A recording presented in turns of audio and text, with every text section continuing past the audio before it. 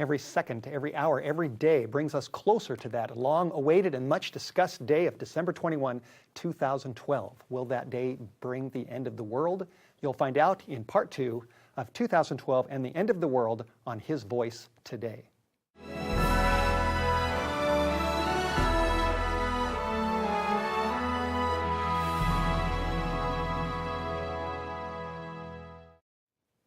Welcome back to part 2 of 2012 and the end of the world. In our last program, we discussed what just about everybody knows, and that is that this year is a year that a lot of people wonder, will this be the year of the end of the world? Not only are there natural disasters and economic crisis and terrorist attacks and wars going on around the planet and all kinds of just sick, terrible things, people are also speculating about the Mayan calendar, about the long count calendar coming to an end on December 21, and there's just a lot of buzz. The buzz is on the internet, the buzz is in the movies, the buzz is in documentaries. There's fiction books, nonfiction books. It's really a global phenomena that people are wondering, is this the year of the end of the world? Sony Pictures has produced a frightening movie taking advantage of the interest, the apocalyptic concerns of this generation. And in this movie, it's simply called 2012. It talks about what Hollywood thinks might happen if this really is the year of the end. The earth shakes and quakes, mountains sink, islands disappear, asteroids hit the planet, tidal waves wash over populated cities, devastating everything in their path. And a lot of people have watched this movie, and this has just created more fear and misgivings about the possibility that this really could be it. This could be the final year of human history. I've mentioned in the previous program that the History Channel has gotten into the act. They have produced at least 3 documentaries. One of them is called 2012 Doomsday, and they build their case. They are promoters of December 21 being a very significant day. They build their case from a lot of ancient sources, from the Greeks, the Romans, the Chinese, Nostradamus, Merlin. The list just goes on. And their idea is that there really could be something to these theories, that we really could be approaching the final cataclysmic moment that will be referred to as the end of the age. In our last program, we discussed how on His Voice Today, our deepest conviction is that we can't look to the internet, we can't look to the Mayans, we can't look to all kinds of supposed scholars and speculators and prognosticators about such cosmic matters as the end of the world. We need to look at the Bible, at God's book. We also talked about how at the center of God's book is Jesus Christ, and Jesus Himself is the one that we should look to. And He was asked in Matthew chapter 24 by His disciples, what would be the sign of your coming and of the end of the world? So the disciples wanted to know about the end of the world, and Jesus gave His response in Matthew 24. And He did speak of the end numerous times. He talked about signs that would be happening on earth. And when those signs have reached their conclusion, their fulfillment, in verse 14, Jesus said, "And then the end shall come." And this proves that Jesus Christ Himself did believe that there would be someday a final global apocalyptic conclusion to human history. Jesus believed in the end, and I do too. But the question is, well, when is the end? Is it going to be 2012? Is it going to be December 21? That's what we hope to find out in this special program, part 2. If you have a Bible, I don't know if you do or not, but if you do, I invite you to turn to the book of Luke, chapter 21. Luke 21 parallels Matthew 24. And it gives a series of signs, of things that would be indicators, road signs that we are getting closer to the big day. Someday it will come. And let's see what Jesus said. Let's take a look. Luke chapter 21, verse 25. Jesus said, "There shall be signs, signs in the sun and in the moon and in the stars." Signs in the sun and in the moon and in the stars. Now, I don't claim to know exactly everything that Jesus means by this statement, but I do know that in the last few years we've seen bizarre weather patterns, which could be considered as signs. We have a video linked on our website on hisvoicetoday.com that's called 14 Days of Cataclysm in August of 2012. And it just talked about the first 2 weeks of August and all of the horrific things that were happening around the world, especially connected to weather patterns. Snow in August in South Africa, the conclusion of 6 months of awful drought in America that was breaking all records. And weather patterns are definitely, they're doing strange things, things that haven't happened, at least to this magnitude, and with the bizarre things that we're seeing, like we're seeing right now. Jesus said there would be signs in the sun. And again, I don't claim to know everything that Jesus meant by that, but I do know that there's a lot of concern, especially in the last couple of years. Just recently, I don't remember this concern when I was in high school many years ago, in the 70s, but right now there's a lot of talk about solar storms, about flares coming from the sun, and bursts of power coming down to the earth and hitting this planet and possibly doing tremendous damage. Here's an article that appeared on the internet, space.com, and it says, U.S. must take space storm threat seriously, experts warn. I remember browsing on the internet not too long ago, and I saw this headline. It came right on yahoo.com. There was a picture front and center of a potential solar storm, and this is the headline. This is what it says. Sun unleashes massive solar eruptions. The sun fires off huge flares that may affect power grids and satellite communications. The concern is that someday there will be a burst of power that will come down from the sky, and it could catapult our world back into the dark ages by knocking out computers, knocking out satellite systems, knocking out the internet. And I know that NASA's concerned about this. A lot of solar experts are concerned about this. And as I look at my Bible, where Jesus said there would be signs in the sun and in the moon and in the stars, and I look at the concerns these days about the sun doing strange things and all the weather patterns that are becoming increasingly bizarre on this planet, I can't help but be impressed that Jesus did predict that there would be signs and that strange things would be going on up there and down here as we get closer to the big day. Back to Luke 21, Jesus continued in verse 25, not only would there be signs up there, but he said, upon the earth there would be distress of nations with perplexity. Distress of nations. If you think about that word distress, that sounds a lot like a word that we use all the time. And the word is, just take the D and the I off, and it's stress, stress of nations. If you go on the internet and Google the word stress, you will be amazed at how many different things you'll find connected to stress. You'll find stress tests, stress relief, stress seminars, stress management, stress disorders, stress institutes, and techniques for lowering stress. National Geographic recently came out with a documentary, and it's called Killer Stress, a National Geographic special, Portrait of a Killer.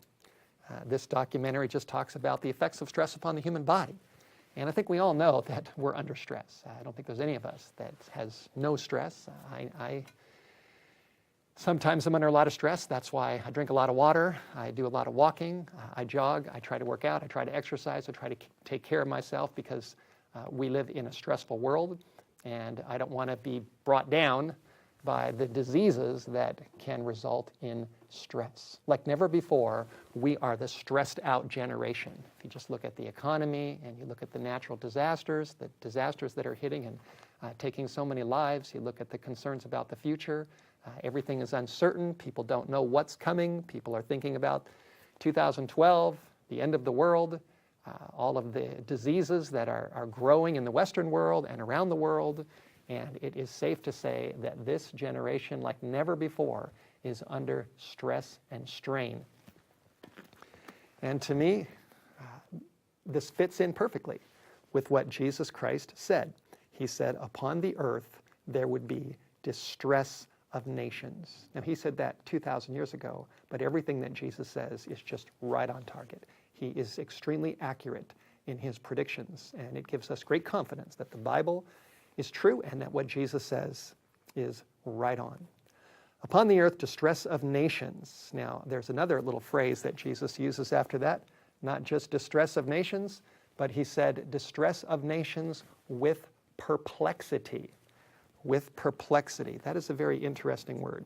If you do some homework and look up the Greek word underlying the English word for perplexity, what it basically means is with no way out, with no solutions. And doesn't that sound perfectly like our world today? We don't really have any solutions to mass starvation. We don't have any solutions really to the threat of terrorism, to the economy, to the diseases that are just ruining thousands and millions and billions of lives on this planet. The healthcare crisis, the list just goes on and on. The problems that are facing humanity in this world really have no solution. Our government can't solve the problem, whether there's a Republican or a Democrat in the White House. Whatever your opinion is of the different parties, the fact is that no president can really solve the problems of this earth because they just can't be solved. And Jesus said that upon the earth there would be distress of nations with perplexity, which means with no way out. And that is a perfect description of life on earth right now. Jesus' words, once again, are extremely accurate and powerful. Now, as we keep reading, there's a lot more. It's amazing how packed these few sentences are with relevant truth for us today. Jesus said again in verse 25, Luke 21:25, there will be signs in the sun, in the moon, and in the stars, and upon the earth distress of nations with perplexity. And then he said, the sea and the waves would be roaring. The sea and the waves roaring. Years ago, as I looked at this prophecy, and I've been studying my Bible for 33 years, I used to think that this phrase, the sea and the waves roaring, applied just to the sea of humanity. The waves of human passion and human influence would just be roaring around the world. That's what I used to think until December hit 2004. The date was December 26th, and there was a 9.0 earthquake that hit out in the Indian Ocean. And as a result of this powerful wave worked its way toward the shore. And when the wave finally hit, the statistics are somewhere around 300,000 people lost their lives as a result of that wave, the sea and the waves roaring.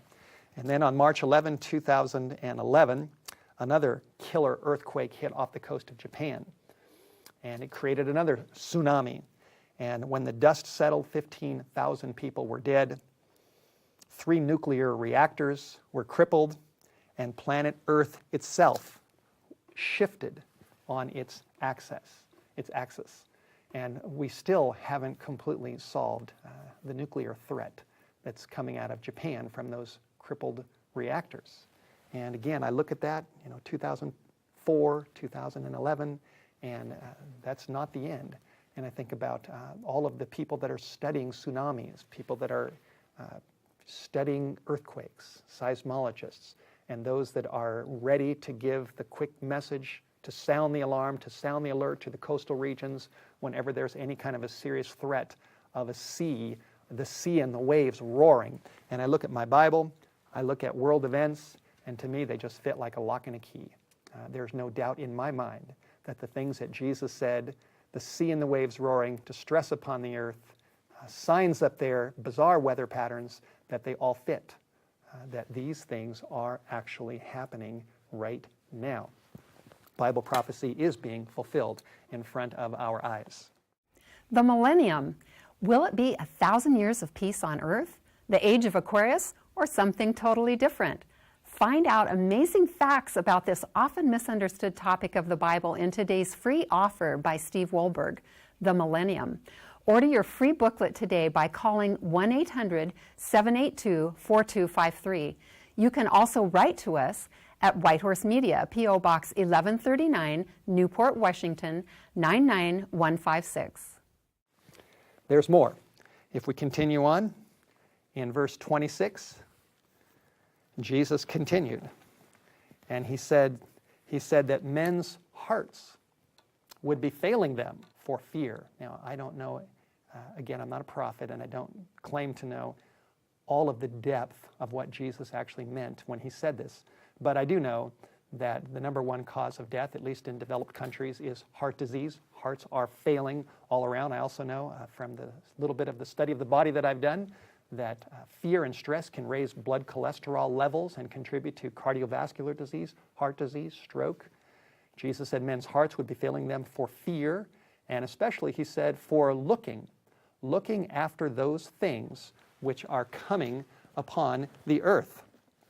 Looking after those things that are coming upon the earth. Now, if you just think about that, really, there has never been a generation that I'm aware of in the history of this world that has ever had the capacity, like we do right now because of technology, to literally look at the things which are coming upon the earth. I remember when the Japan earthquake hit in 2011.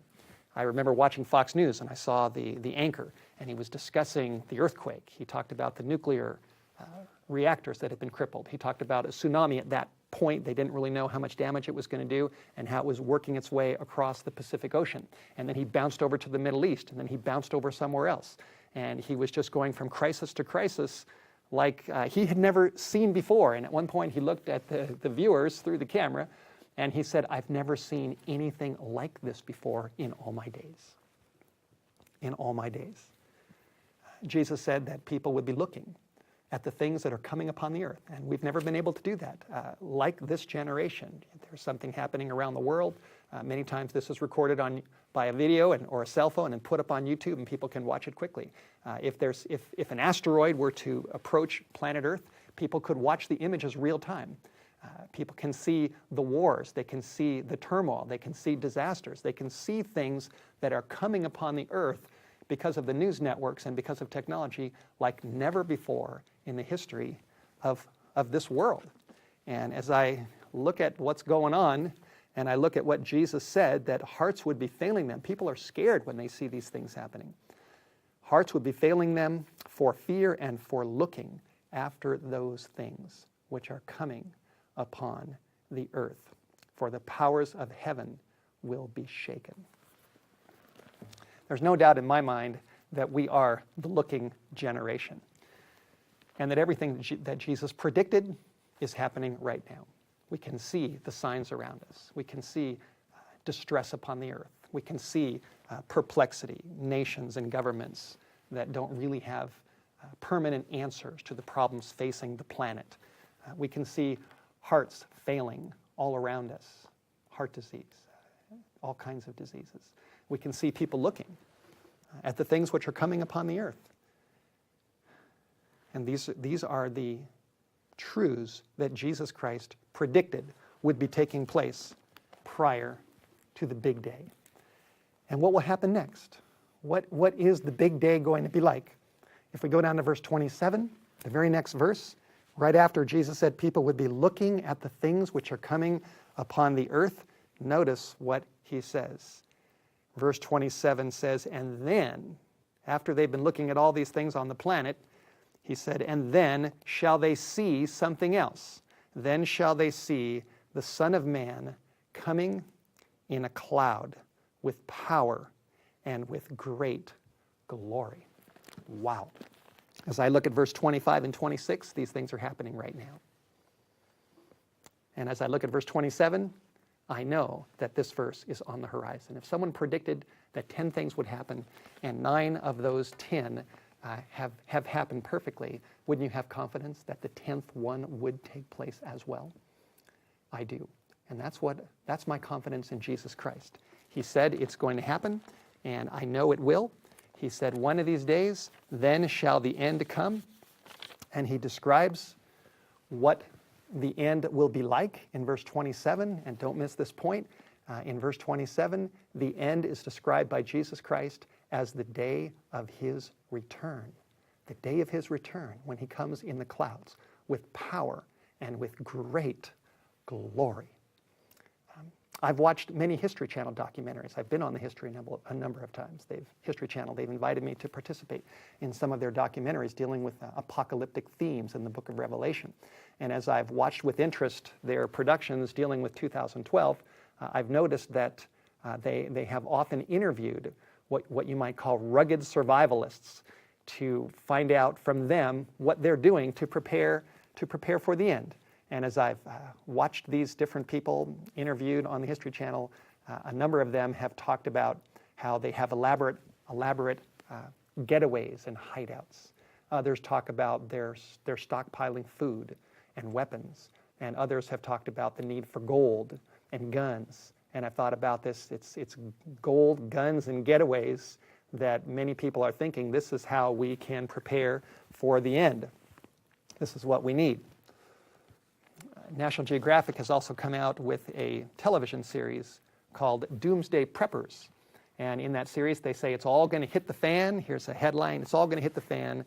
And it's only the end of the world for the people who are not prepared. And basically what they're doing is they are showcasing individuals and their elaborate preparations for some kind of global meltdown so they can hopefully survive the apocalypse and get through on the other side.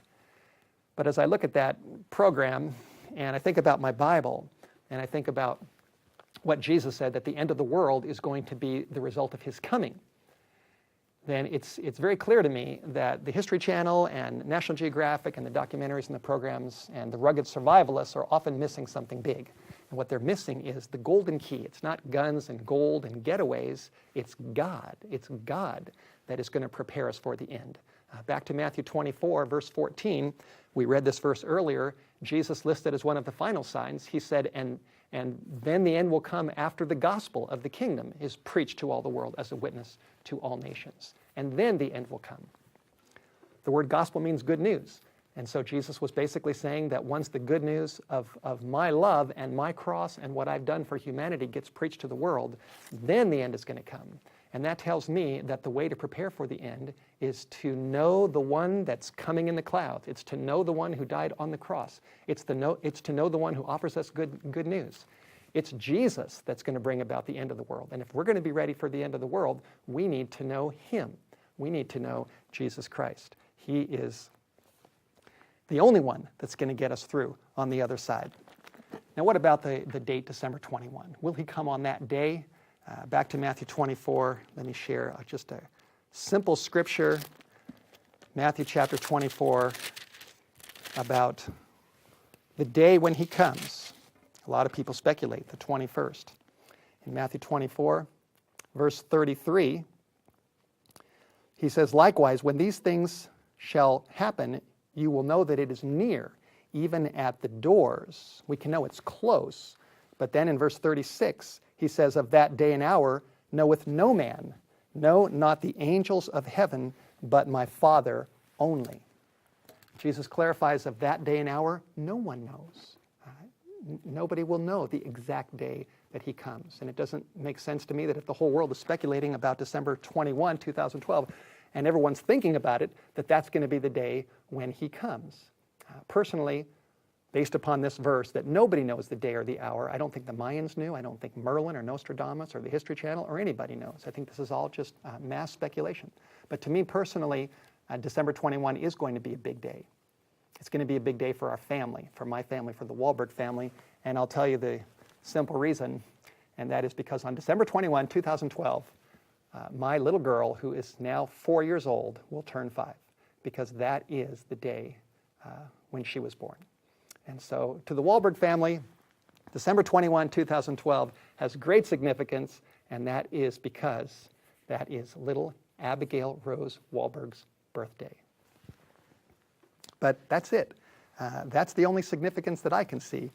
And as I see in my Bible very, very clearly, Jesus Christ said, of that day and hour knoweth no man, no, not the angels of heaven, but my Father only. It is dangerous, it is perilous to set a day for the end of the world, for the Lord's coming. Many people have tried to do this, and so far they've all failed. One danger in date setting is that, let's say somebody predicts the date is going to be 6 months from now. Then people think, oh great, I've got 6 months to do what I want, and then right before that day comes, then I'll get right with God. And people who have that attitude, who knows, you could die tomorrow. And if you're not ready for the day of your death, then you're not ready for eternity. And so people can put off the coming of the Lord. And then the other danger is that, let's say December 22nd happens, which I believe firmly that it will. I think we will see December 22nd, 2012. And if that day comes, a lot of people are going to be saying, now I got lots of time, don't need to worry about the end of the world because it's not going to happen for a long time. Just like Y2K, people thought that when the year 2000 kicked in, this was going to be a big crisis, and then when it didn't happen, everybody relaxed and thought, oh good, no problems, and then within a few short months, the stock market just basically collapsed and went down, and people lost all kinds of money. So it's dangerous to speculate on what day the Lord is going to come, what day will be the end of the world. The important thing is for us to be ready. Jesus Christ also said in Matthew chapter 24, verse 44, Jesus said very clearly, he said, therefore be ye also ready. Be ready, for in such an hour as you think not, the Son of Man is going to come.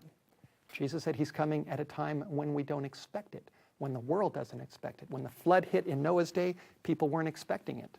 And when the final end of the world comes, the vast majority of this planet will not be ready. But Jesus wants to have a people who are ready. He wants you to be ready. He wants me to be ready.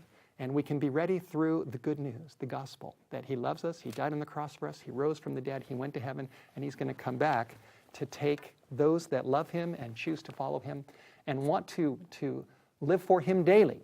They will be the ones that will be prepared for the end of the world. So let's not speculate. Let's stick to Jesus and the Bible. Be ready, for in such an hour as you think not, the Son of Man is coming. You've just heard his voice today. We hope you've enjoyed this timely message from Pastor Steve Wohlberg, and we want you to know that Whitehorse Media is deeply committed to bringing you many more simple messages straight from the Bible, designed to educate the mind, inspire the heart, and help bring our viewers and their families closer to God. To learn more about Whitehorse Media, or to watch more of Pastor Steve's television programs online, including his powerful new series of 2-minute talks, visit hisvoicetoday.com. That's hisvoicetoday.com. If you have any prayer requests, you can email them to us at prayerrequests@hisvoicetoday.com. If you would like a free copy of Steve Wohlberg's audio CD, Behold a White Horse, you can call us at 1-800-78-BIBLE. That's 1-800-78-BIBLE. We hope you will join us next time for another inspiring His Voice Today presentation with Steve Wohlberg. Until then, keep the faith.